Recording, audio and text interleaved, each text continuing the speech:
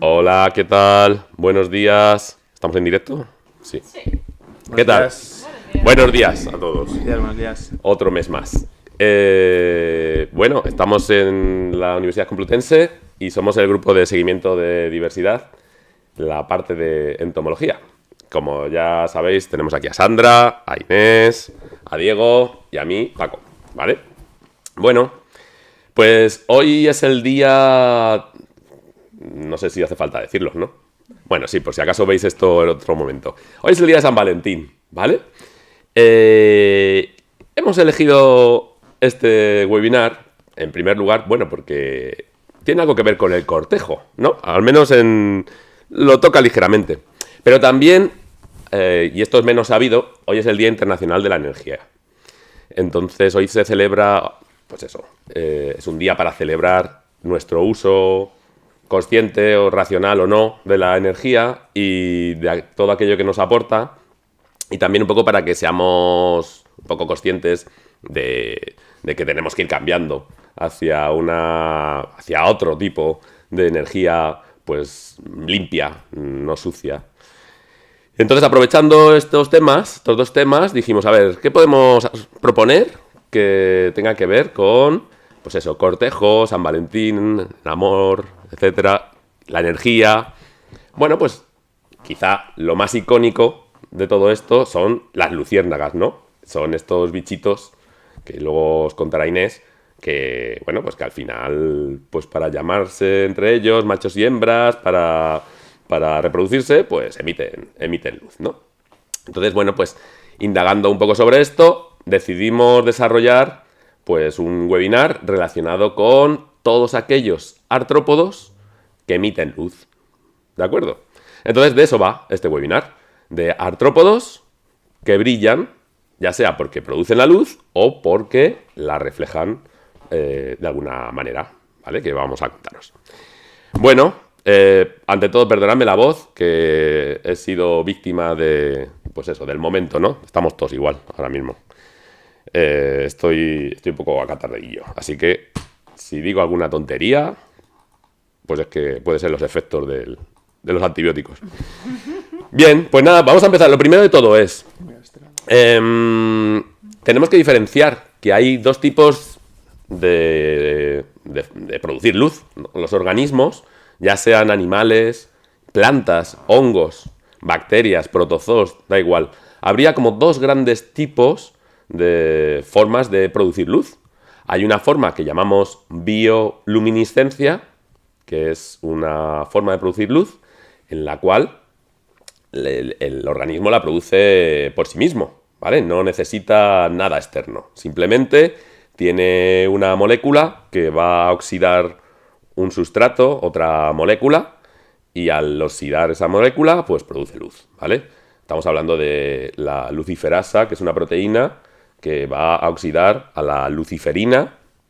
Normalmente reciben estos nombres siempre, ¿vale? Y entonces se produce luz. Por otro lado, tenemos la biofluorescencia.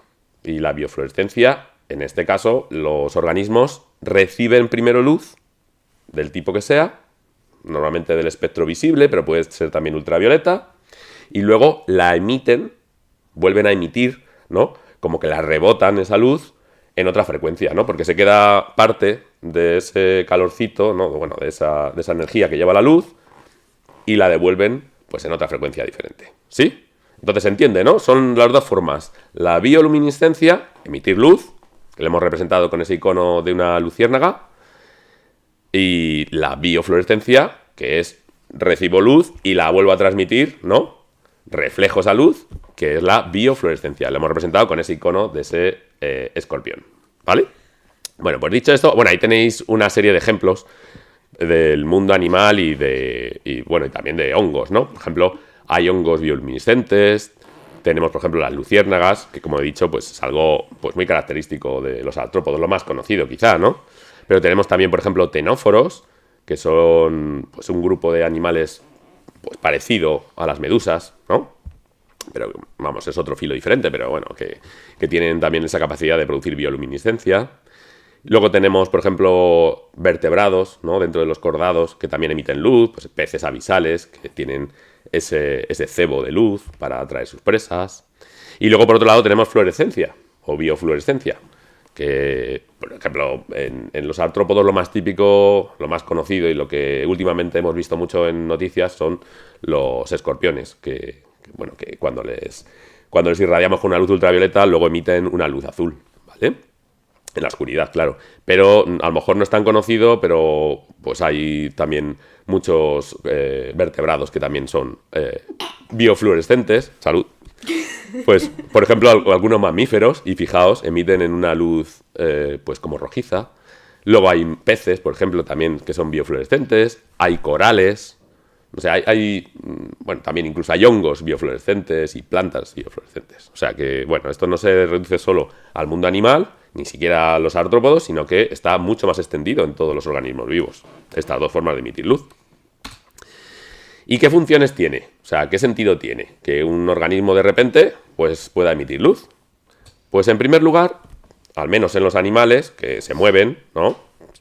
En aquellos animales que no son sésiles, ¿no? que se desplazan, pues lo que suelen aprovechar es, ya que tienen esa luz, pues hacen llamadas pues para reconocer a su pareja, ¿no? Para intentar buscar pareja. Pues igual que, yo que sé, uno se conecta al Tinder, pues esto lo que hacen es pues emitir luces, ¿no? A ciertas frecuencias y rapidez, ¿no? Y de ritmo de frecuencia de emisión, y entonces así pues reconocen las parejas, ¿no? Incluso, bueno, puede haber cierta selección sexual. Ah, pues me gusta más cómo brilla aquel, o cómo emite, qué rápido, uy, este tiene que estar. Entonces, pues de alguna manera, pues los animales pueden aprovechar tanto la bioluminiscencia como la biofluorescencia, pues para ligar, ¿no? Y para reconocer incluso, pues eso, a sus posibles candidatos de pareja, ¿no? Y diferenciarlos un poco, pues este es mejor, este es peor, etcétera. Otro posible uso, función, de tanto de la bioluminiscencia como de la biofluorescencia, es emitir señales para reconocer la especie, ¿de acuerdo? Directamente, yo soy un escorpión y, bueno, pues estoy floreciendo, o sea, fluoresciendo, pues para intentar reconocer a cualquier otro de mi especie, ¿de acuerdo? Y además, pues emito en una frecuencia concreta y me pueden... Es un poco para evitar confusiones, ¿de acuerdo? Otra posible función de esta, bueno, tanto de la bioluminiscencia como de la biofluorescencia, es para defenderte de depredadores. O bien, ¡pus!, pegas un estallido de luz y le dejas despistado, ¿no? Y aturdido al depredador y sales mientras corriendo. Esto pasa, por ejemplo, con algunos crustáceos. O bien también sirve pues para defenderte pues, con tu propia luz, camuflándote un poco en el medio. Esto se liga un poco con el siguiente, que también se puede usar pues eso, en camuflaje, ocultamiento, cripsis, y también lo que llaman contrailuminación. Es decir, tú puedes también adoptar una iluminación similar a la del sustrato en el que te encuentras, un poco para ocultarte, ¿no? Y la contrailuminación esta se da sobre todo en animales acuáticos.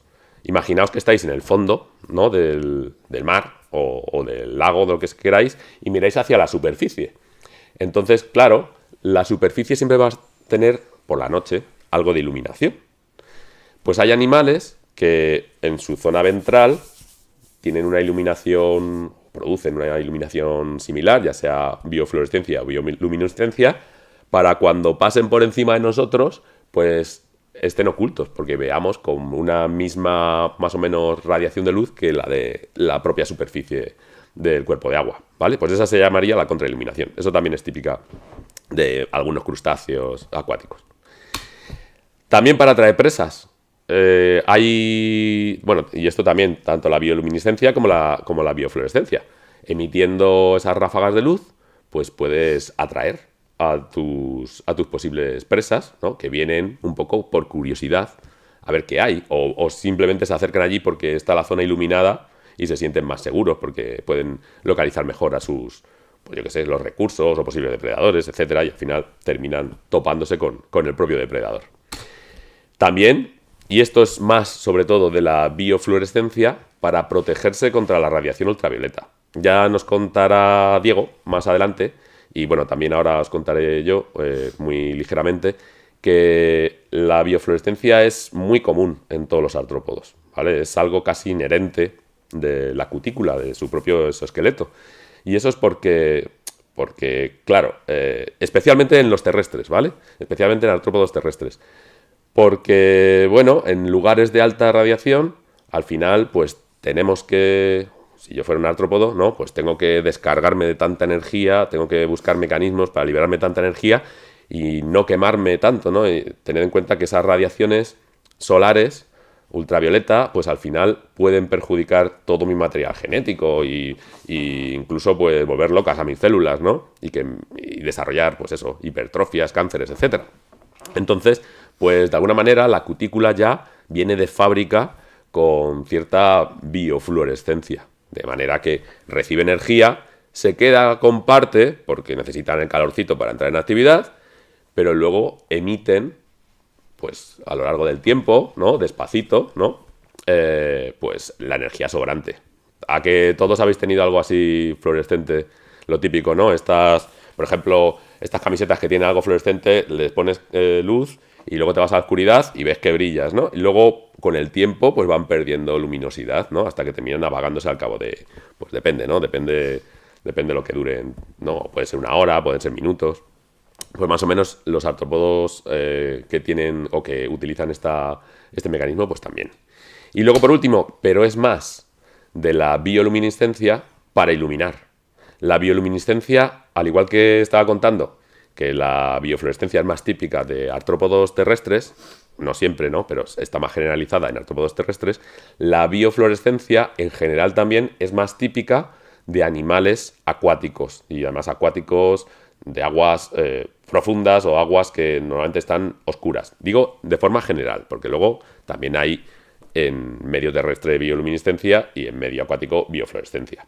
Vale, pero normalmente la bioluminiscencia es típica de sistemas acuáticos y lugares oscuros, etcétera, con lo cual, pues muchas veces el animal, pues para un poco orientarse, pues enciende su capacidad de encenderse para ver el territorio, para ver dónde se encuentra, ¿vale? Porque a lo mejor no tiene, o sí tiene sentidos para ver en la oscuridad de la manera que sea, pero si ya enciende la luz y ya busca lo que sea de forma más activa, pues casi mejor, ¿no? Entonces, estas serían más o menos todas las posibles funciones de por qué un animal brilla. Y vamos a ver cómo se distribuye esto en el reino animal. Ya hemos dicho que tanto hongos, plantas, protozoos, bacterias, pues muchas de ellas pues pueden ser bioluminiscentes o biofluorescentes. Pero en el reino animal, ahí tenemos un árbol de la vida del reino animal y cómo se distribuyen los animales. Bueno, pues ¿dónde podemos encontrar, por ejemplo... Bueno, ahí los artrópodos. Los artrópodos están ahí, ¿vale? En ese grupo que llamamos ecdysozoos y a su vez dentro de los protóstomos, ¿vale? Bueno, ¿dónde podemos encontrar animales bioluminiscentes? Pues fijaos que está un poco repartido el ser bioluminiscente. Tenemos, por ejemplo, bioluminiscencia en los nidarios, es decir, medusas, pólipos. Tenemos también en ctenóforos, que son estos bichos que os he comentado antes, que son próximos a las medusas, ¿no? Luego también tenemos bioluminiscencia en moluscos, en algunos moluscos y también en algunos anélidos, o sea, en algunos pues, caracoles, bivalvos, etcétera, cefalópodos. Y en algunos anélidos, pues eso, algunas lombrices, etcétera, o poliquetos de mar. Y luego ya en artrópodos, claro que si no, no tendría sentido este seminario. Y luego en deuteróstomos, es decir, en equinodermos, estrellas de mar, erizos, holoturias, etcétera, hemicordados, que es un grupo próximo, y en cordados, es decir, bueno, de los cordados lo que más conocemos son los vertebrados, o sea, animales como peces, anfibios, reptiles, aves y mamíferos, ¿no?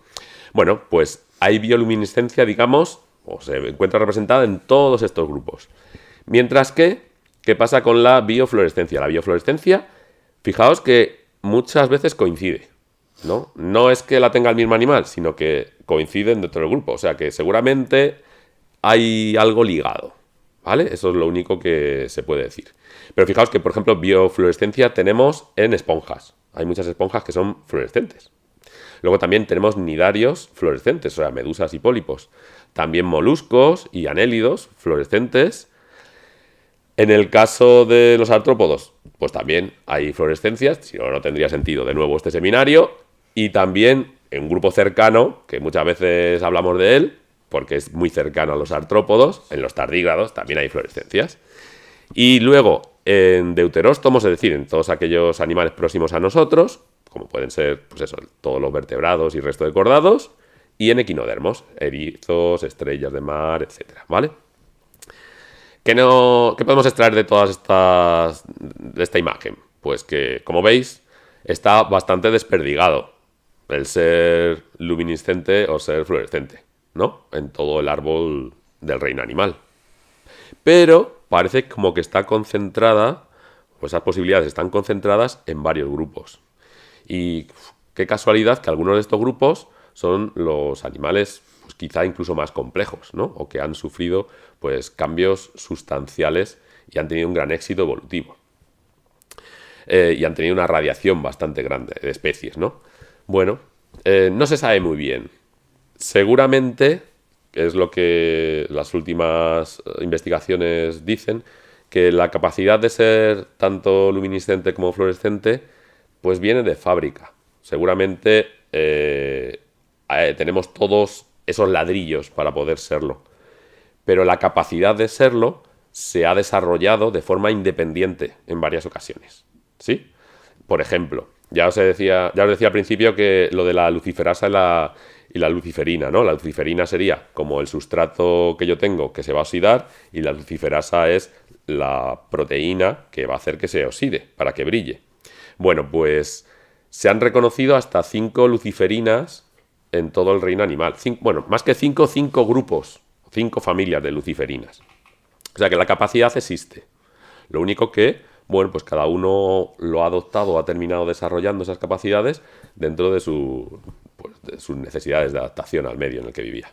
Pero sí es cierto que si se ha desarrollado todas estas veces será porque de alguna manera es ventajoso.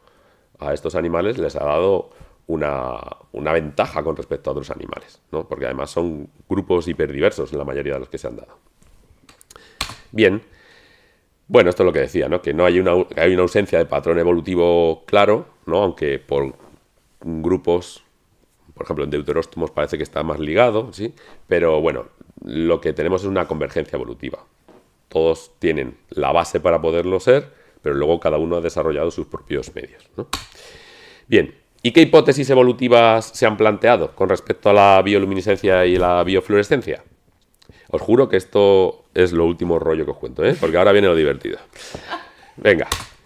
Pues la primera hipótesis, especialmente para la bioluminiscencia, es la que llaman la desintoxicación del oxígeno reactivo. ¿De acuerdo? Nosotros, como seres vivos, pues tenemos un montón de mecanismos y de procesos en nuestro cuerpo y como consecuencia de esos procesos, pues solemos emitir unas sustancias que son muy nocivas, que se llaman especies reactivas del oxígeno. Son sustancias que son, digamos, incluso venenosas para nosotros, ¿no?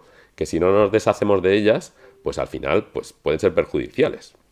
Nos van matando poco a poco. Entonces, los diferentes organismos han desarrollado estrategias para poderse quitar de encima estas especies reactivas del oxígeno.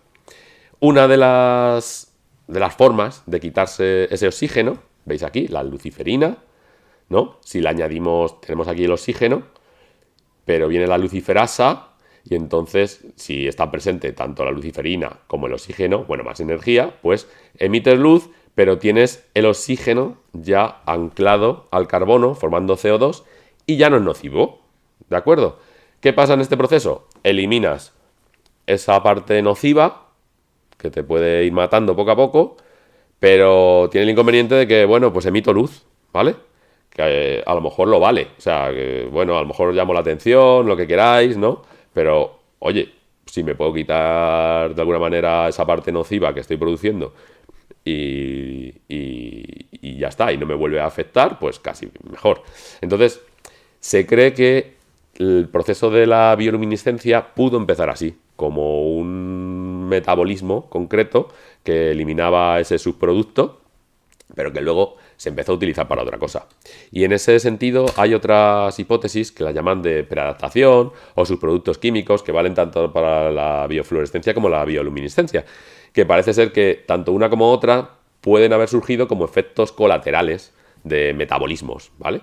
Pueden ser proteínas que sobran, que de repente pues tienen esas propiedades, pueden ser pigmentos que también se van acumulando por las razones que sean y que, bueno, pues al final los animales pues los han utilizado con ese sentido, ¿no? Porque les ha sido ventajoso, ¿vale? Hay otras hipótesis, por ejemplo, que dicen que sí, lo que os comentaba previamente, que es lo más probable, ¿no? Que la base la llaman la adaptación recurrente y convergente, que la base para ser bioluminiscente o biofluorescente la tenemos todos los animales, ya, de serie, venimos de fábrica con esa base. Pero luego, pues hemos desarrollado diferentes grupos de animales, pues unas familias de proteínas, ¿vale? De sustancias que van a ser de ese tipo. Y encima, si las utilizamos de alguna manera, ¿no? Pues con carácter para ligar, ¿no? Para cortejo, con carácter para defendernos, potenciamos su uso y su desarrollo, y con lo cual, pues ha ido así reproduciendo esta situación en diferentes grupos animales, ¿no? Ha sido una convergencia. Luego también, esto ocurre con la bioluminiscencia, hay una hipótesis que es la simbiosis bacteriana. Originalmente, los primeros organismos que son bioluminiscentes son las bacterias, ¿vale? A partir de bacterias, bueno, arqueas, cianobacterias, etcétera. Estoy hablando así en general, ¿no? De bacterias.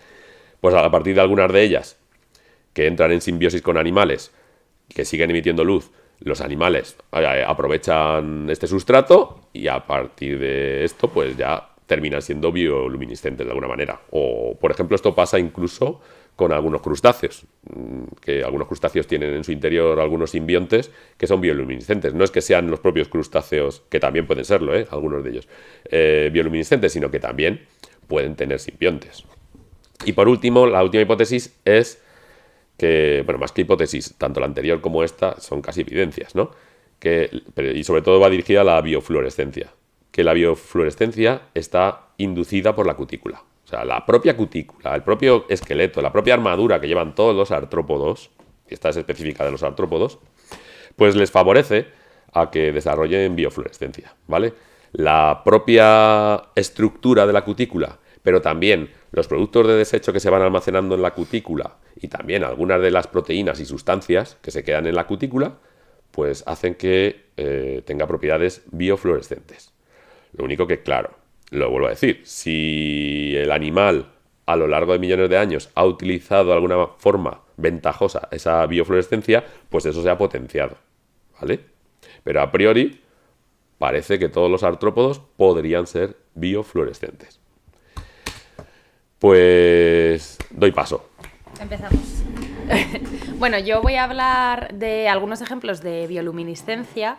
Os he puesto estas imágenes un poco para recalcar que normalmente es un fenómeno que ocurre en animales marinos, como en medusas, en calamares o incluso en tiburones, también se conoce. Y es un fenómeno que a lo mejor alguno habéis podido conocer en verano, en las playas. En Galicia ocurre, en las costas, en noches tranquilas, se puede observar. ¿Pero qué es la bioluminiscencia? Bueno, pues Paco lo ha dicho antes, es una reacción química por la cual una enzima, que es la enzima luciferasa, va a ayudar a que reaccionen una proteína, que es la luciferina, en condiciones de oxígeno y gastando una energía. Y como consecuencia, esta proteína se oxida y se convierte en una oxiluciferina, que tiene la capacidad de emitir fotones de luz. Dependiendo de cuál sea la estructura de la proteína o de la enzima o de las condiciones ambientales, la luz que se va a desprender va a ser de una tonalidad distinta. Aunque en líneas generales pues asociamos a la bioluminiscencia colores verde amarillentos o azulitos, aunque luego veremos que hay algunas cosas raras que también molan. ¿Cuáles son las condiciones ambientales que pueden afectar a la reacción? Pues en líneas generales hablamos de temperatura, de pH o de oxígeno. En el caso de la temperatura, cuando desciende mucho la temperatura, o en el caso de las noches, por ejemplo, la reacción bueno, sí, la velocidad de la reacción química puede descender y, por lo tanto, esa producción de luz también desciende. Pasa lo contrario con el pH. Cuando se acidifica el medio, la luciferasa se satura, por así decirlo, y por lo tanto la capacidad de oxidar la luciferina reduce y hay menos producción de luz. Y en condiciones hipóxicas, normalmente en profundidades muy profundas del mar o en suelos muy saturados de agua, por ejemplo, en los que la disponibilidad de oxígeno está limitada, también se reduce la capacidad de producción de luz. ¿Y para qué sirve la bioluminiscencia? Bueno, vais a ver, nos hemos encargado Dieguito y yo de poneros unos iconos para que asociéis para qué puede utilizar el bichete de turno la producción de luz, que se pueden resumir en casos de comunicación, casos de aviso de peligro o muerte y casos de depredación. Hay alguno metido entre medias que no está aquí metido, pero en líneas generales podemos resumirlo en nuestras 3 características. Empezamos por los miriápodos. Miriápodos que lucen, sí.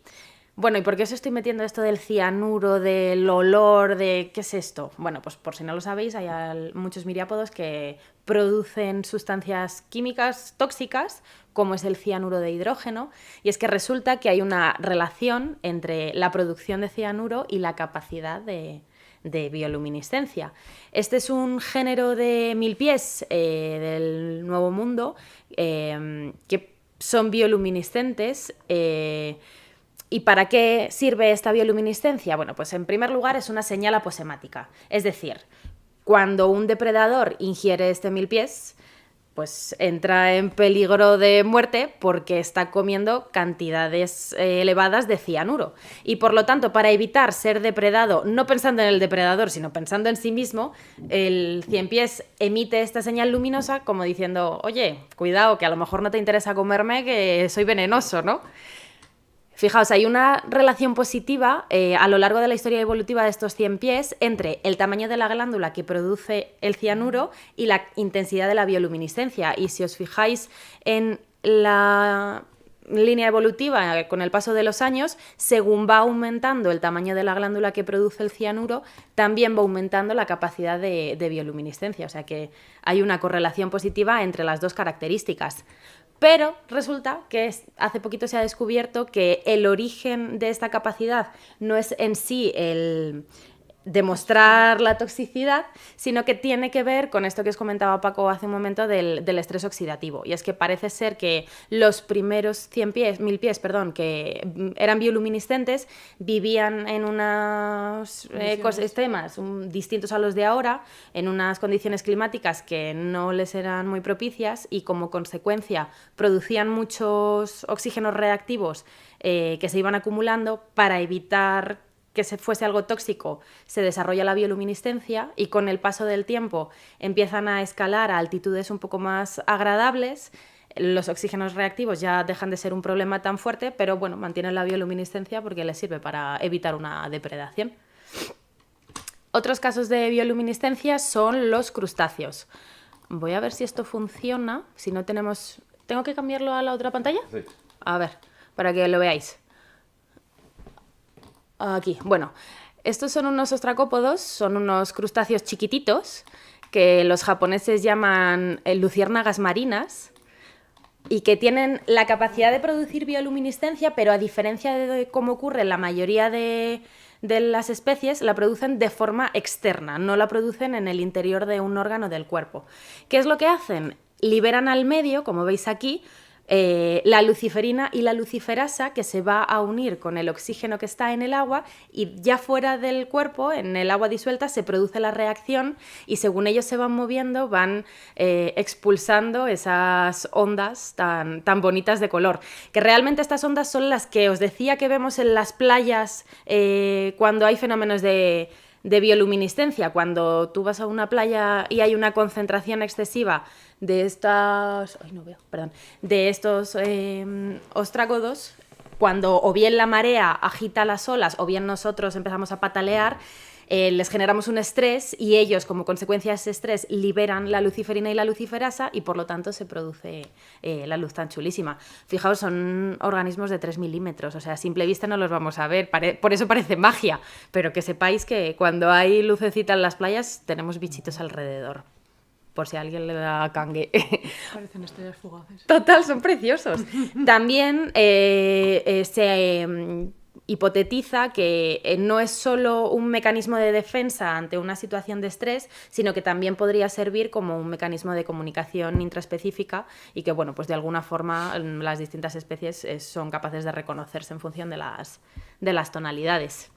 Otro ejemplo de crustáceos que producen luz son los famosos copepodos que forman el krill. Ya hablamos hace poquito de ellos, pero no hablamos de la capacidad de bioluminiscencia.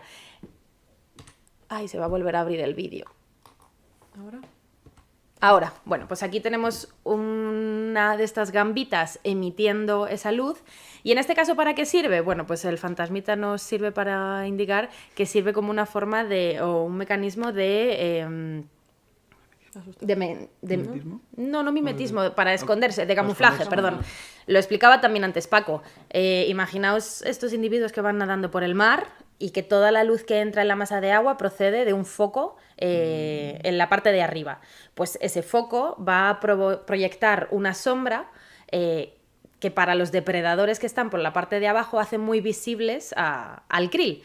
Pues ¿cómo han conseguido evitar o camuflarse, evitar la depredación o camuflarse? Pues por todo el cuerpo, sobre todo en la zona de los ojos, a la altura de las patitas y en la parte ventral del cuerpo, tienen un montón de estos órganos o fotóforos donde se concentran las proteínas, las luciferinas, y por lo tanto producen luz. Lo más interesante es por la parte de debajo del cuerpo. Esto permite que, al ser reflejados por arriba por la luz del ambiente y al ellos reflejar por abajo, entran como en una especie de invisibilidad para los depredadores y, bueno, pues consiguen pasar inadvertidos.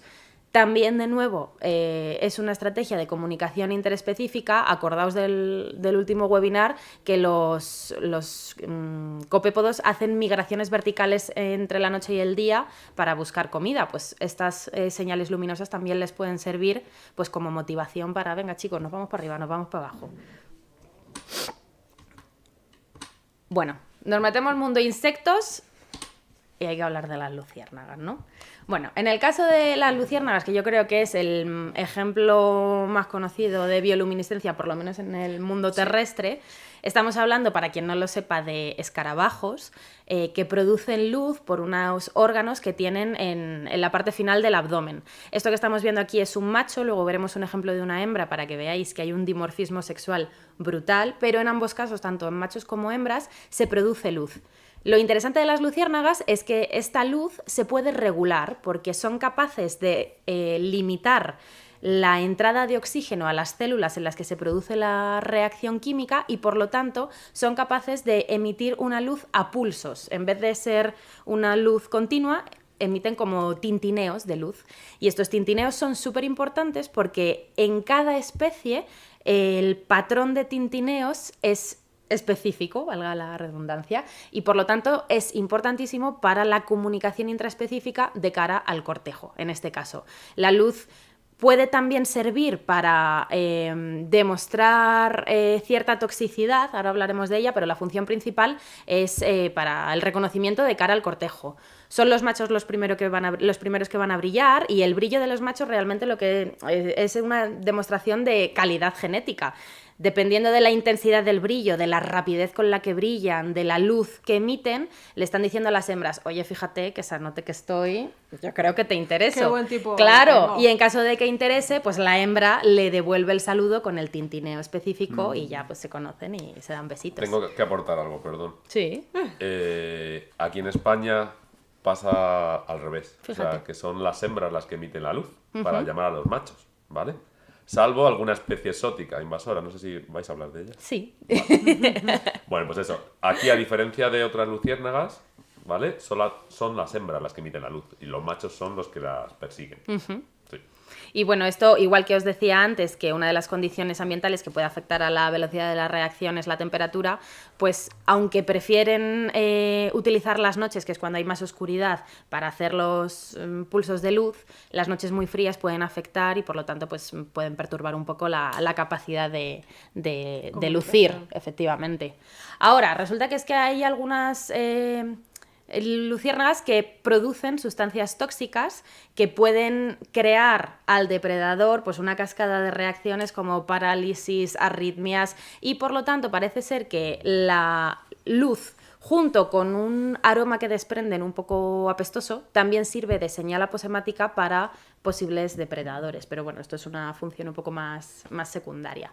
En el caso de las luciérnagas se habla de casos de bioluminiscencia sincrónica, que consisten en que muchos ejemplares, tanto machos como hembras, se juntan en un mismo sitio a una misma hora, por así decirlo, y quedan todos y hacen la bacanal.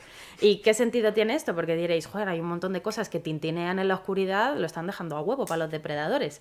Bueno, pues realmente es una cuestión de éxito reproductivo. Al final te dejas ver a más hembras o a más machos y por lo tanto tienes más posibilidades de reproducirte, y aparte tu posibilidad de ser depredado entre un montón, pues se reduce a si eres tú solito en mitad de la noche. Entonces, bueno, tiene su sentido. Y aparte, son muy interesantes las luciérnagas porque por primera vez su enzima luciferasa es clonada genéticamente y utilizada en la industria química, o sea que son los precursores de lo que luego nos va a hablar Sandra. Aquí tenemos un ejemplo de cambios de color mediados por las condiciones ambientales, y es que cuando el pH se acidifica mucho o cuando hay un aumento de temperatura o cuando hay metales pesados en el ambiente, se interrumpe la capacidad de la luciferasa y la emisión de color pasa de ser de este color amarillento, verdoso, a un color rojo. Esto es indicativo, o una de dos, o de que las condiciones ambientales son un poco churras, o de que el individuo que está emitiendo esta luz está un poco defectuoso, un poco pochito, y por lo tanto sirve de semáforo para el que tiene que hacer la selección sexual de decir, oye, tú no me interesas nada. Entonces, bueno, por si en alguna ocasión habéis visto alguna luciérnaga roja, que sepáis por qué. Ahora, contexto, noche maravillosa, chico busca chica. San Valentín. San Valentín, tenemos aquí al machito de Photinus, que es una especie exótica, buscando novia y emitiendo luz a ver si alguien la encuentra. Y en ese mismo contexto tenemos a la hembra de otra especie, que realmente lo que le pasa es que le rugen las tripas y tiene bastante hambre. Bueno, pues esto es un caso muy curioso en el que se aprovecha la bioluminiscencia para depredar dentro de un mismo grupo, en el que las hembras de esta especie de aquí arriba van a imitar la respuesta de las hembras de la especie de aquí abajo para que exista una comunicación entre macho y hembra. Los machos se acercan pensando que han encontrado el amor y las hembras se los comen. Para que veáis qué retorcido es todo esto. Cambiamos a otros escarabajos porque no solo las luciérnagas son los únicos escarabajos que producen luz. Hay algunos otros ejemplos. Yo no sé si se ha cortado. Bueno, perdonad porque aquí abajo teníais los nombres. Estos de aquí de la izquierda se conocen como escarabajos raíl o escarabajos ferroviarios, porque tanto las hembras como las larvas tienen los órganos lumínicos ordenados o organizados en el cuerpo de tal forma que cuando brillan pues parecen un ferrocarril en marcha por la noche. En este caso, las larvas van a utilizar la bioluminiscencia para atraer a posibles presas y depredarlas. Sin embargo, las hembras, que son ápteras, es decir, que no tienen alas, van a utilizarlas como baliza de posicionamiento para que los machos las encuentren por la noche y pues poder reproducirse. Otro ejemplo son los escarabajos click, que se llaman click porque hacen clic y saltan, básicamente. Y en este caso, los órganos lumínicos se concentran también en el final del abdomen y en estos dos puntitos que tienen en el tórax, y de nuevo pues cumplen una función aposemática porque también consumen sustancias que son tóxicas y por lo tanto pues están diciéndole al posible depredador, ojo, cuidado, que a lo mejor te siento mal. Y por último, digo por último porque ejemplos de bioluminiscencia en artrópodos no es que haya muchos, nos quedan un par de mosquitas. En este caso son las moscas del género Araneocampa. imaginaos que estáis dentro de una cueva, esto representa, representa no, porque es una foto tal cual, es una fotografía del techo de una cueva que o bien se va a localizar en Nueva Zelanda o bien en Australia, no en muchos más sitios, y fijaos que encontráis de repente todas estas luces y estos hilitos que parecen como sedas. Bueno, pues las responsables de todo esto son las larvas de estas moscas. Estas larvas tienen unos órganos lumínicos en las partes finales del abdomen que realmente sirven como atractores de otros insectos. ¿Y por qué digo atractores? Bueno, porque la realidad es que todas estas cositas que veis colgando por aquí son larvas que a la vez secretan una especie de seda gelatinosa mucosa y que funciona como si fuese la tela de una araña. La larva está pegada en el techo de la cueva con la lucecita encendida para ver si algún otro insecto volador cavernícola se acerca atraído por la luz, y cuando el insecto se acerca, pues el pobrecito se queda pegado en el moco ese y pues al final del día pues la larva se lo come y pues un ejemplo más de predación. Y algo similar ocurre con las larvas de otro díptero, en este caso del género Orfelia. No son cavernícolas, pero también viven en ambientes poco iluminados, en este caso viven en el suelo o entre grietas, y aquí la luz cumple dos funciones. Por un lado, sirve para ellos mismos iluminar el ambiente y saber un poco por dónde se están moviendo, pero una vez más vuelve a servir para atraer a posibles presas y una vez que las han atraído a la trampa, pues comérselas. Listo. Con esto terminamos, bioluminiscencia. Bueno, vamos con la otra parte, la biofluorescencia, ¿vale? Recordemos, aunque ya lo ha comentado Paco, que en este caso los animales, ¿no? Vamos a hablar de artrópodos, no generan la luz de manera propia, sino que interviene un mecanismo de absorción de la luz a una determinada longitud de onda que suele ser ultravioleta o en el rango de los azules, ¿vale? Ciertas moléculas, pues pigmentos fluorescentes o fluoróforos que se llaman, ¿no? Dentro de la cutícula, del tegumento de los artrópodos, van a absorberla, esa luz, y luego la van a remitir en una longitud de onda más larga, es decir, con menos energía. Para nosotros, en el espectro visible de los humanos, pues lo estaríamos viendo en colores también azules, pero pues también verdes, incluso amarillos, naranjas, ¿de acuerdo?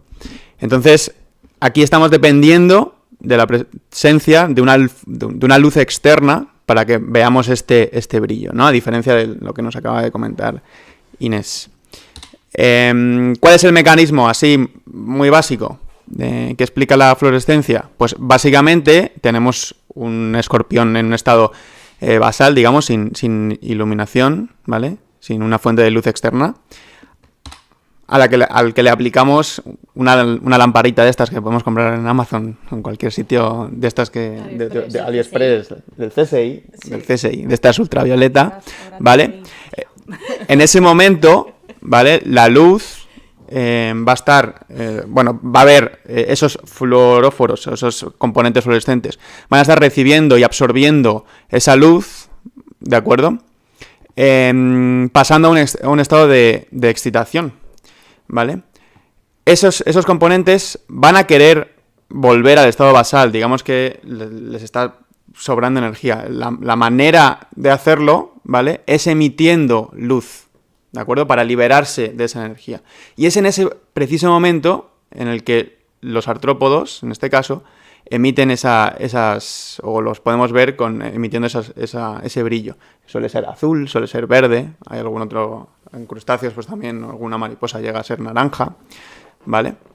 Pero ese es el mecanismo básico. Cuando dejamos de enchufarle con la linterna, pues cesa el brillo, exactamente.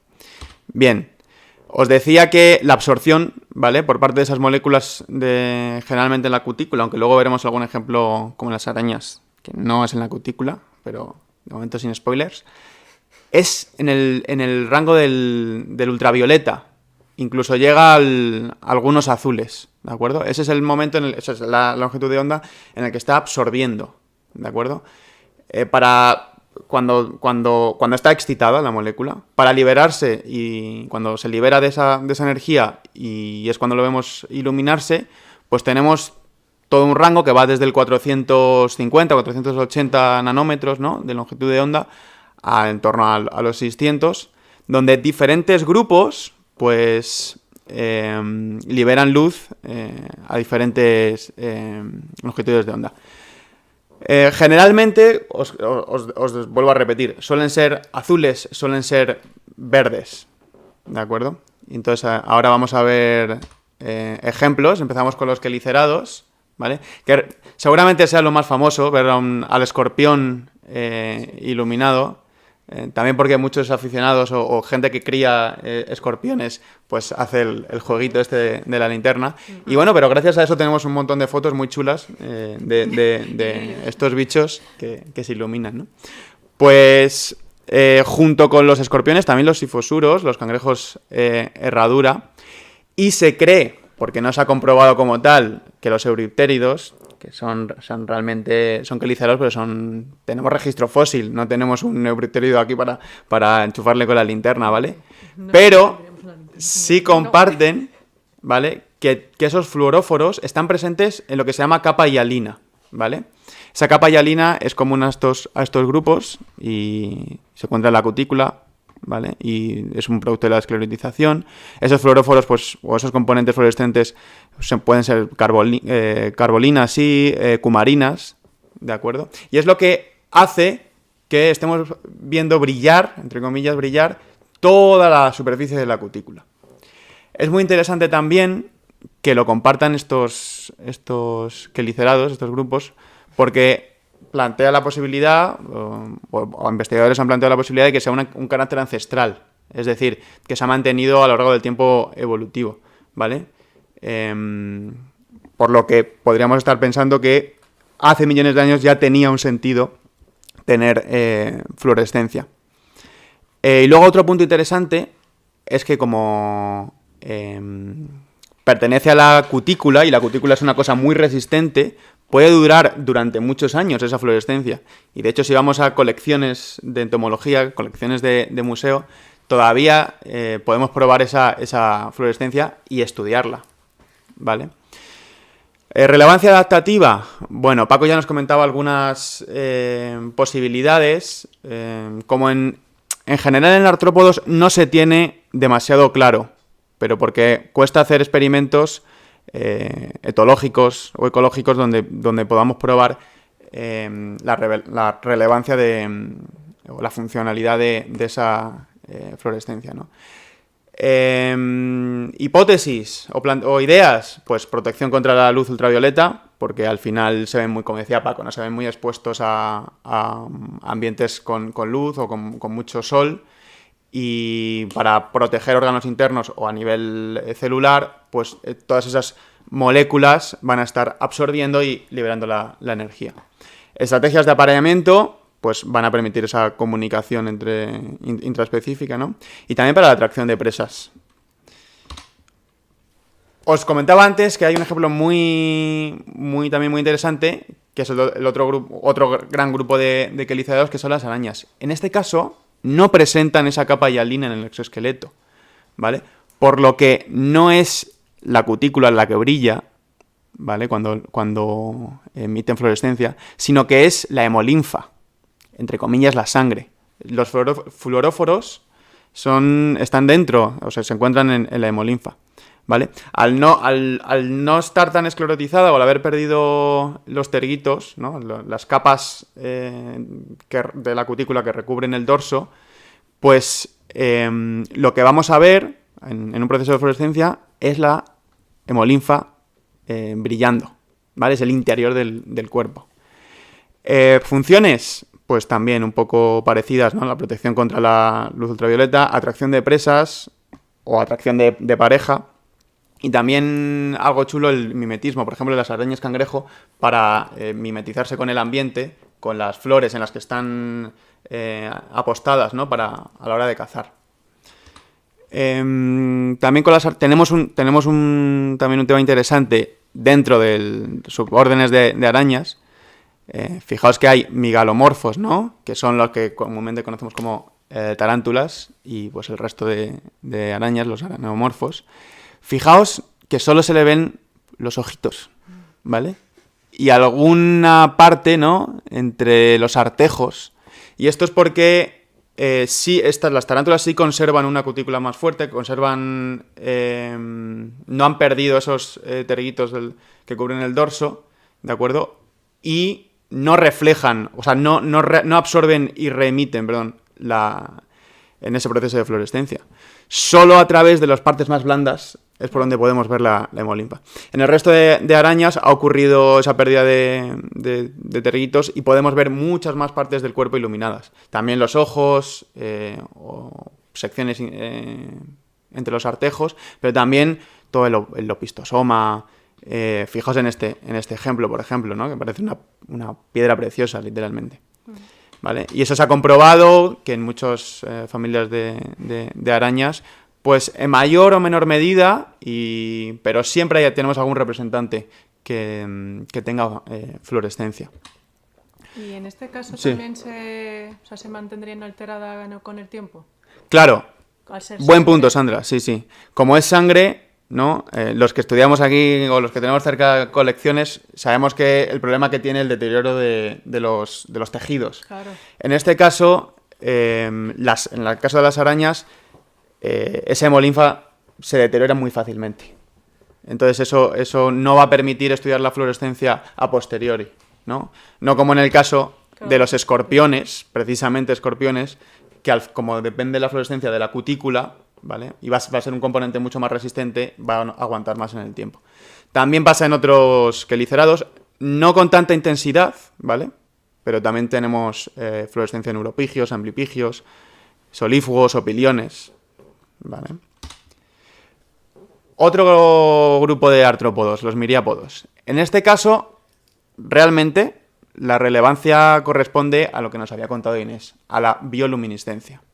Pero como también nos dijo Paco, la fluorescencia muchas veces se liga a la luminiscencia.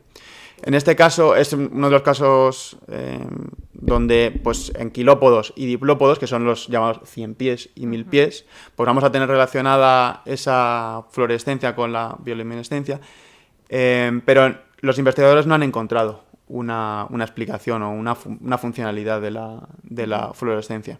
Es más bien las teorías que van que explican más la señal aposemática de la bioluminiscencia, ¿de acuerdo?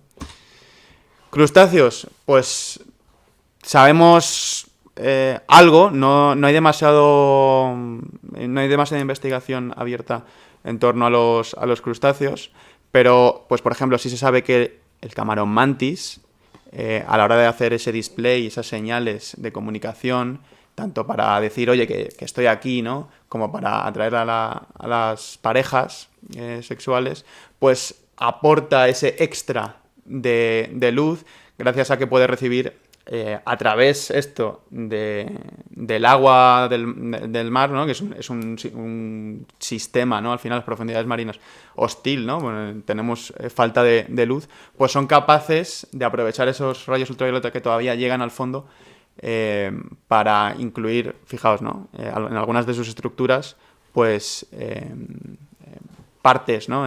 Sobre todo emiten en amarillo, ¿vale? Y pues esto es un descubrimiento de hace poquito, claro, hasta que no se prueba no se sabe, y entonces pues sí que hay algunos estudios sobre, estos son decápodos, ¿no? Estos son pues, los llamados cangrejos, este es el gigante, el rojo gigante, el king crab, que emiten en luz verde y tirando hacia amarillenta. Sí, parece, sí. ¿no? Entonces, pues todavía queda mucha investigación acerca de la fluorescencia en estos crustáceos grandes, ¿no? O sea, puede que haya Sí. una relación entre que sea de agua y que tenga justo esos Sí, colores. porque los terrestres Claro. estaban siendo azules. Los terrestres, Hasta ahora sí. azul suele ser, Sí. ¿no? Como más de tierra, ¿no? Sí. Bueno, insectos. Ya nos adelantaba Paco que en insectos, bueno, en general en artrópodos, pero en insectos, en casi todos los órdenes vamos a tener algún representante de algún insecto que tenga fluorescencia, ¿no? Tenemos desde fásmidos, insectos palo, insectos hoja, chinches, escarabajos, ¿no? Coleópteros, lepidópteros, larvitas, polillas, ¿vale? Y no solo en individuos adultos, sino que también estamos viendo puestas estamos viendo larvas, estamos viendo la seda incluso, tejidos de la pupación, ¿vale? Entonces, se presenta en todo el ciclo de vida de los insectos. Sobre todo en ojos, es donde se va a notar más, en las alas y en las articulaciones, precisamente porque son partes menos esclerotizadas y más blandas, donde igual no tienen ese recubrimiento acorazado, ¿no? Que tienen muchos... Claro. Eso pasa, por ejemplo, en el caso de los coleópteros, que suelen ser, un coleóptero, un escarabajo, suele ser un artrópodo muy acorazado, sí, ¿no? Muy duro, con una cutícula muy resistente, muy gruesa, ¿vale? Y, por ejemplo, las luciérnagas, que también tienen fluorescencia, porque al final, pues todos los insectos tienen... ya lo adelantaba Paco, ¿no? Si tienen un montón de moléculas fluorescentes en su cuerpo. Incluso la luciferina tiene propiedades fluorescentes, ¿vale? Pues en el caso de las luciérnagas, donde también hay fluorescencia, solo vemos algunas partes, no toda la cutícula, ¿no? De nuevo, no se sabe hay pocos estudios, ¿no? Pues donde se llega a plantear una función específica. Lo que se plantea así de forma general es que sirve para la comunicación, tanto a nivel de especie, ¿no? Como para decidir, oye, yo estoy aquí de cara, pues, a un depredador, por ejemplo, o a una presa. ¿De acuerdo? Aquí os traía para que viéramos el ciclo, ¿no? de la mariposa monarca, donde cada uno de sus fases, pues, tiene algún tipo de fluorescencia. Qué chulito. ¿Vale? Sí. La verdad. Y, bueno, por último, los tardígrados. Solemos hacerle... siempre que se puede, solemos hacerle una mención especial a los ositos. Solemos hacerle una mención especial a los ositos de agua, ¿vale? Que se incluyen dentro de los panartrópodos, ¿no? Al ladito de los artrópodos como tal que acabamos de ver. Y se han encontrado estudios muy recientes, además, que tienen fluorescencia, y aquí sí han probado que, mediante experimentación, que les sirve para precisamente luchar contra esa luz ultravioleta que pueda estar afectando órganos internos o a nivel celular, el ADN, ¿no? Entonces aquí sí podemos decir que tiene una protección contra la luz ultravioleta. Bien, nos queda ahora aplicaciones biomédicas. A ver. Lo único es que vamos un poquito mal de tiempo, entonces va a ser un poquito express. Un poquito express, ¿vale? O sea, bueno, como ya habéis visto todos los ejemplos que nos han ido diciendo, ¿no? Las funciones que tienen. Y bueno, pues como siempre nosotros, pues al final nosotros no hemos inventado nada, siempre todo lo cogemos de los animales, ¿no? Entonces, pues una de las funciones que podría tener todo este tema de la bioluminiscencia y la fluorescencia, pues la podríamos aplicar, ¿no? Para nuestros estudios, ¿no? Pues, por ejemplo, en muchos estudios biomédicos y biotecnológicos se está avanzando muchísimo en este tema, porque al final nos puede servir, ¿no? Para todas las industrias de alimentación, me refiero en todo el tema de las enfermedades, se pueden utilizar, ¿no? Me refiero a estos como marcadores, ¿no? Literales, es decir, marcar con una lucecita, pues por ejemplo genes, me refiero, marcar células, como podemos ver aquí, me refiero, tejidos, incluso las neuronas, Jesús. Entonces, esto pues tiene muchísimas utilidades para nosotros, y ya os digo que últimamente se está estudiando mucho, ¿no? Pues por ejemplo, de hecho he visto una foto de literalmente una rata entera de colores, me refiero que la habían pues básicamente mediante ingeniería genética, básicamente le han modificado ya muchos de los genes y le han metido pues todas estas proteínas que al final lucen, y lo mismo, sobre todo de bioluminiscencia, básicamente les han puesto ahí un pegote de luciferina, me refiero a muchos de los genes, pues literal, y pues claro, luego pues cuando tienen pues las condiciones necesarias, pues lucen. Entonces esto pues lo que vemos nosotros, ¿no? Entonces ya hemos sido capaces capaces de mapear tejidos enteros, me refiero, órganos, y ya os digo, pues en este caso pues tenemos una neurona, ¿no? Y con todas sus prolongaciones, que esto pues obviamente nos sirve para pues muchos estudios de tema del cáncer, de enfermedades neurodegenerativas, etcétera, ¿no? Yo creo que no me olvido de nada más. Bueno, también en farmacología, para los medicamentos, para testear los medicamentos. O sea que, como veis, todo este tema pues es muy útil, ¿no? Me refiero, sobre todo, ya os digo, en tema de poder ayudarnos a nosotros, ¿no? Como, digamos, frenar, ¿no? Ciertas, a lo mejor, enfermedades que, pues, últimamente pues, son cada vez más preocupantes, ¿no? Bueno, aquí ya hemos hablado ya de los escorpiones, ¿no? Entonces, una de las también de las aplicaciones que podría tener, ¿no? Más ya aplicadas en ecología y en conservación, ¿vale? Nos podrían incluso ayudar a los escorpiones a hacer seguimientos, ¿vale? De fauna, pues imaginaros, vas tú con tu iba a decir escarabajito, con tu escorpión, ¿no? Y como tú le estás enchufando con luz, pues iluminas el resto del ambiente. Entonces, pues podría ser una forma de seguimiento no invasivo, no destructivo, es decir, no estás usando ningún tipo de trampa, no estás sacrificando a ningún individuo. Entonces, oye, pues ¿por qué no? Me refiero. Estoy imaginando ya, al escorpión concurrido. Efectivamente, pues oye.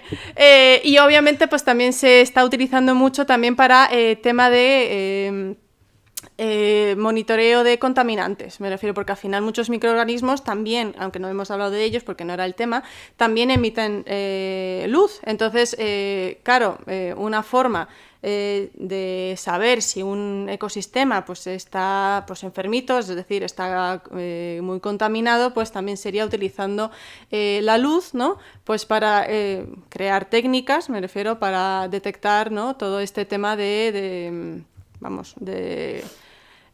problemas de contaminación, ¿no? De tanto tóxicos o de bacterias. También pues, se usa mucho en la industria todo este tipo de alimentación y hospitales, que básicamente con la luciferina es un método muy sencillo para detectar, pues eso, si las superficies están contaminadas con tóxicos, con hongos, etcétera, ¿no?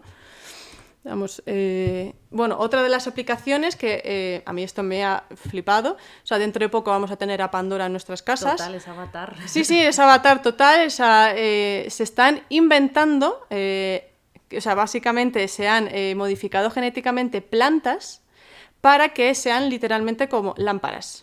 O sea, y entonces de esta forma es, digamos, reducir nuestra factura de la electricidad.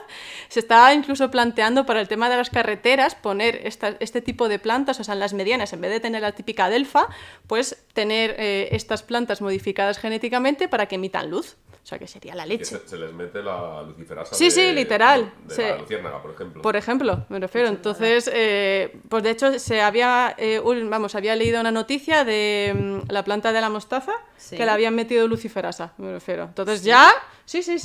Joder, pues si ya es abundante. Pues imagínate, por eso digo que... brillantita. Sí, o sea que ya están pensando hasta en eso, incluso las pantallas de los móviles o tal, en vez de utilizar LEDs, utilizar luciferasa, que de hecho se ha visto que todas estas enzimas incluso dan muchísima más potencia que una bombilla LED, que de los ostrácodos o de las luciérnagas, que son muchísimo mejores. O sea que imaginaros. Y bueno, pues obviamente también en tema de agricultura y control de plagas, pues se está pensando incluso hacer llamativos a los bichos plaga, lo mismo, modificarlos genéticamente para que sean más atrayentes a sus depredadores, entonces de esta forma indirecta, pues controlarlos biológicamente, es decir, hacemos que les llamen la atención, vienen sus depredadores y se alimentan de ellos. Entonces, pues oye, también no usas pesticidas, no hay ningún así, digamos, como método intrusivo, ¿no? Más allá de, pues, una depredación más. Pues para esa luciérnaga invasora, claro, sería... que brille ya muchísimo. Claro, pues literal, o sea, eso se está pensando ahora. Y bueno, pues yo tenía que también terminar, me refiero con los ositos con los ositos de agua, ¿cómo no? Que también, pues obviamente siempre tenemos la vista puesta en el espacio, ¿no? Entonces también se estaba pensando utilizar biosensores, me refiero básicamente de enviarlos, me refiero, al espacio y mandarnos señales, ¿no? Me refiero, desde allí, sobre todo para exoplanetas que tienen agua y tal, pues tener ahí nuestra fuente de información, ¿no? O incluso también las estaciones espaciales dicen de lo mismo, tener bombillas biológicas. Como no hay electricidad, me refiero pues que sería también una forma de tener luz natural, me refiero dentro de las bases espaciales. Así un poquito express, lo siento, pero como ya estamos fuera de tiempo... Sí, bueno, esto va a ser rápido, porque la intención era contaros un poco las amenazas y qué hacemos para conservar los artrópodos, en este caso los bioluminiscentes y los biofluorescentes. Pero fijaos que las 5 causas principales de la desaparición de muchos de estos organismos, pues son las 5 causas principales que hacen que también disminuyan el resto de organismos, ¿no? Pero, por ejemplo, la contaminación, y en este caso la lumínica, es muy importante, ¿no? Cuando estamos metiendo luces artificiales que están entrometiéndose en el ritmo natural, ¿no? De los cortejos, las llamadas, el reconocimiento, ¿no? de estos animales, pues al final, pues seguramente les está fastidiando. Imagina, por ejemplo, cuando vais a una discoteca, ¿no? Queréis llamar a vuestro amigo que está al fondo, pues le tenéis que gritar porque hay un ruido. Pues esto es igual. Estos tendrían que emitir más fuerte luz o hacerse notar de alguna manera, ¿no? Y a lo mejor no pueden. Entonces, claro, las ciudades son focos de contaminación muy grandes. Y no solamente dentro de la ciudad, sino pues alrededor. O sea, la influencia de una ciudad es enorme. Y más si también tenemos todas las carreteras iluminadas, ¿no? Imaginaos. Luego, por otro lado, la pérdida de hábitats. Muchos de estos organismos pues necesitan de lugares, como ya os ha dicho Inés, pues con cierto grado de humedad, con ciertas temperaturas, ¿vale? Entonces, muchos de estos ambientes suelen ser ambientes forestales. Y, bueno, pues podéis imaginar la deforestación de muchos de estos lugares. Os podéis imaginar también la contaminación en los mares y en cuerpos de agua diferentes, ¿no? Continentales. Pues también que pueden influir en estos animales. Luego, el cambio climático también les está influyendo. Les está influyendo en sus ciclos, ¿no? Les está influyendo en cuándo salen, también el aumento de temperaturas se ha visto que influye, como ya os ha dicho Inés, en la emisión de estas frecuencias de luz. Entonces, pues también. Luego, con respecto a pesticidas y químicos, pues al final, si estamos usando pesticidas en general para matar plagas de animales, pues muchos de estos animales bioluminiscentes pues también van a sufrir. Y pongamos, por ejemplo, hay casos... O sea, el hecho de meter un pesticida en una red trófica no influye solo a la especie plaga concreta que queremos eliminar. Es que influye a todos. Influye a todos los niveles, ¿no? Por ejemplo, las luciérnagas. No lo hemos comentado, pero ¿sabéis de qué se alimentan las luciérnagas? Las luciérnagas son depredadoras, son carnívoras. Comen caracoles, principalmente, y babosas, y lombrices. ¿Y qué pasa? Pues que estos animales, los caracoles, las babosas, etcétera, normalmente son considerados plagas y se les suele matar, ¿no? Con helicidas o con biocidas en general, ¿no? O, bueno, y al final también las lombrices acumulan, porque viven en la tierra y van con la boca abierta todo el rato comiendo todo, ¿no? Entonces al final también acumulan sustancias tóxicas. Pues esto les va a afectar notoriamente a las luciérnagas, ¿no? Aunque no hayan sido dirigidos estos químicos a ellas, pero al final les va a afectar. Y luego, por último, la explotación comercial y el tráfico ilegal. Afortunadamente, ya lo ha comentado Sandra, siempre se ha usado la luciferina y la luciferasa, especialmente de las luciérnagas, para hacer todas estas aplicaciones científicas, ¿no? Estas aplicaciones que hemos utilizado en biomedicina, en lo que queráis. Pero ya, en los últimos años, se están utilizando secuenciaciones artificiales. Quiero decir, ya no hace falta matar luciérnagas así a cascoporro, ¿no? A lo bestia, ¿no? Para hacerte con una cantidad, con una concentración de luciferasa, luciferina, ¿no? Ya no es necesario, ya las podemos secuenciar sin ningún problema. Son sintéticas ya. Ya hay de hecho diferentes tipos, que eso no lo he dicho, pero vamos. Sí. Hay 6 o 7, creo. Pero antiguamente, imaginaos, que es lo que se utilizaban, las luciérnagas, ¿no? Entonces, bueno, afortunadamente ya no se sufre por eso, ¿vale? O estos animales pues no tienen por qué sufrir por eso. Pero sí es cierto que sí hay cierta explotación en plan de yo quiero tener un escorpión de este tipo, yo quiero tener este copépodo, yo este krill o este... ¿no? Al final, pues hay un tráfico de estos organismos y, bueno, pues en cierto modo se ha demostrado que les afecta. Entonces, bueno, ¿qué podemos hacer? ¿Cómo podemos conservarles? Pues ya os lo podéis imaginar. Pues cambiando la iluminación de nuestras ciudades y de nuestros entornos, conservando los hábitats, pues buscando maneras alternativas de no utilizar pesticidas, pues frenando esa explotación comercial o ilegal, ¿vale? Bueno, eso no sé cuánto depende de nosotros, pero bueno, se tiene que saber, ¿no? Es que, en fin. En término personal, poco. Y con esto y un bizcocho, bueno, o más o menos, hemos acabado con lo que queríamos contar. Creo que me dejo algo en el tintero, pero no me acuerdo ahora mismo. Igual ahora ¿Alguna reflexión final de esas, de las mías? Tenemos un par de preguntas. Vale. Pues vamos A lo a... mejor te surge ahí justo. Sí. Bueno, vamos a ver las preguntas, venga. Dice Andrés, en una bonita noche de Madrid, ¿con qué especies de artrópodos bioluminiscentes podríamos encontrarnos? ¿Habría algunos con biofluorescencia? En la ciudad. En la ciudad de Madrid lo llevamos crudo. Muy mal. Como no nos vayamos a un entorno un poco más naturalizado. Vale. Ponle que nos vamos a la sierra. A ver, bueno, en algún entorno periurbano, si levantamos piedras y buscamos Alguna cosa mucho, pillará. a lo mejor encontramos algún alacrán, algún escorpión, algo Sí, así. Entonces, bueno, pero Biofluorescentes, sí, porque como Hay más habíamos posibilidades. comentado, hay más posibilidades de encontrar artrópodos biofluorescentes. Sí. Un solífugo, por ejemplo, que Sí. aquí, por ejemplo, Sí. en la ciudad universitaria, o alguno en alacrán, podemos encontrar por aquí. pero nos tenemos que ir a la sierra. Sí. Sí. Y aún así... ya sé lo que os iba a contar. ¿Ves? No, ¿Tiene relación? a ver, aunque no lo he puesto ahí porque ya me parecía mucho cargar todo el webinar, existen estudios científicos que nos están diciendo que muchos de estos animales han disminuido sus poblaciones, pero muchísimo. O sea, por ejemplo, a ver, joder, yo es que siempre recurrimos a lo mismo. Yo cuando era pequeño, en la sierra yo recuerdo lugares donde había pues gran cantidad de luciérnagas en algunos momentos, ¿no? Y ahora no hay luciérnagas, sí hay, pero me da a mí la sensación, sí, y yo creo que esto lo demuestran muchos de esos artículos científicos, que hay muchísimas menos, ¿no? Han pegado unas bajadas las poblaciones tremendas. Aquí, por ejemplo, pues en España, si quieres ver buenas luciérnagas, te tienes que ir a la parte atlántica, básicamente, ¿no? Que no es que no la haya en el resto de la parte mediterránea, pero aquí están bastante perjudicadas, están bastante mal. Entonces tienes que ir a la sierra. Y bueno, hay países, por ejemplo, que han creado como santuarios de luciérnagas. Sí. En Japón, en México. En México hay también. Sí.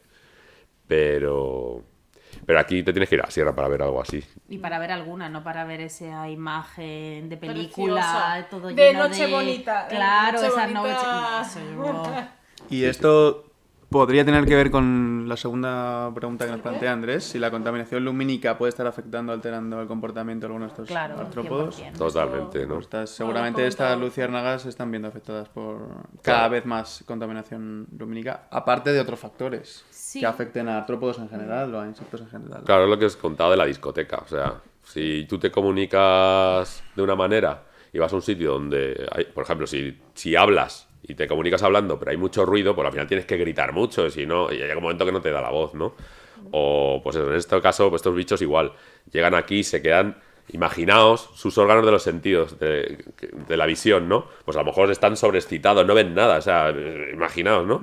Entonces no pueden. A lo ¿no? mejor también hay una relación con los ritmos circadianos, que Bien. prefieran emitir en algún momento del día y si al final todo el día hay luz, no sé en qué momento tengo que emitir y ya no solo me comunico mal, sino que directamente no me comunico. O sea que sí. Sí, sí. Esto se ha visto también en muchos otros animales, en aves, por ejemplo, ¿no? Que cuando tenemos aves en algún parque de la ciudad, tienen que cantar más fuerte para pues, decir estoy aquí, ¿no? Pues estos bichos igual. Tendrían que lucir más fuerte, a lo mejor, imagino, y no se puede competir contra una farola, ¿no? Que es imposible. Bueno, No se cansa. a ver, Belén, ¿para qué existe la biofluorescencia? Perdón, para que exista la biofluorescencia, la luz tiene que ser de un determinado tipo. Ultravioleta, has dicho, con una lámpara normal, no de Amazon, ¿funcionaría? Esto creo que era de tuyo, Sí, sí. Diego. Bueno, en artrópodos generalmente es así. ¿No? En ese proceso de absorción, lo que captan son rayos ultravioleta. Algunos artrópodos también en el rango de los azules, pero son rayos ultravioletas que son rayos con mucha energía. Precisamente es por este tema, ¿no? El tema de que captas mucha energía y para poder liberarte de ella utilizas la fluorescencia. Claro, porque como que saturas el sistema. Exacto. Ahí ya que no puede sí, más. exacto. Esas moléculas van a querer volver al estado basal y para eso emiten luz, liberándose de energía. Y lo que estamos viendo nosotros es pues los haces de luz que emiten esas sustancias, esas moléculas fluorescentes. Sí. Bien. Pero no, con la luz normal, no. En este caso que hemos comentado, pues no. Claro, tienes que dar esa energía en forma de luz ultravioleta. La lamparita de noche no vale. No. Vale. Bueno, Belén. Andrés. ¿Los artrópodos biofluorescentes tienen una sensibilidad especial con fotorreceptores específicos para captar determinada intensidad de luz? ¿Qué habéis leído? ¿Qué hemos leído? ¿Cómo, A ver, cómo? realmente yo personalmente no sé si hay algún fotorreceptor específico para una intensidad de luz específica, pero sí sabemos que los artrópodos pueden ver, ¿no?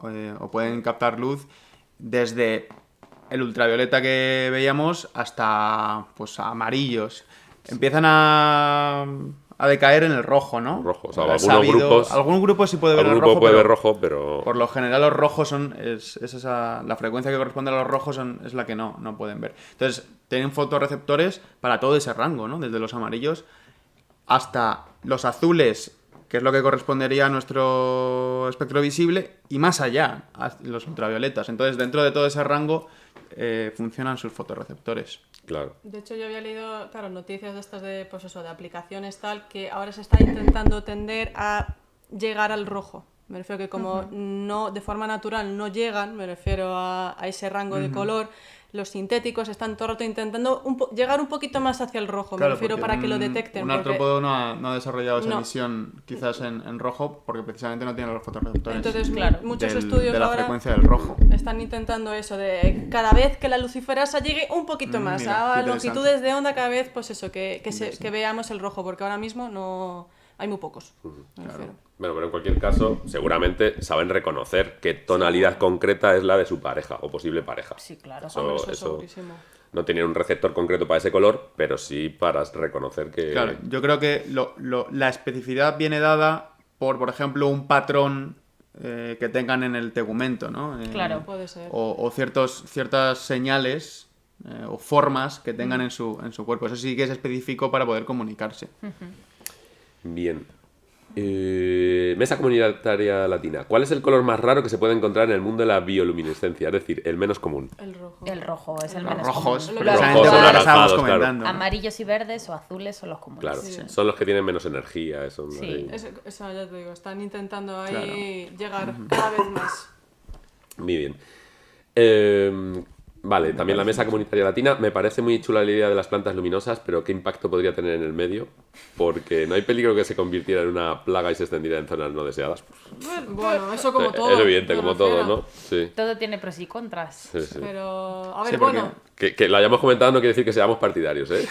No, o sea, simplemente pues eso, que ahora estaban, claro, con todo este tema de intentar pagar menos cosas, me refiero, pues obviamente estaban diciendo de, pues oye, ¿y por qué no ahora hacemos plantas que luzcan y que sean, pues farolas, bombillas y tal? A ver, Pero eso lo- estéticamente estaría guapísimo. A ver, Eso lo estaría veremos. muy gracioso. En unos años seguro que vas creo que sí, vas claro al que Ikea y tienes una planta de luminiscencia. Yo creo que sí. Que Total, está unas modi- orquídeas que Total. son como Lo rosa vamos a neón. encontrar. Yo lo creo vamos que a sí. encontrar. Yo creo que sí, que ya todo dentro de poco va a estar modificado Que sea- genéticamente y a lo que mejor es- incluso nosotros, ¿qué te crees? Que a lo Tu mejor mascota, ya- el perro. Venga, ven para acá. Venga, el perro perro de hoy de favorito. qué hora. Pirracas, pirracas.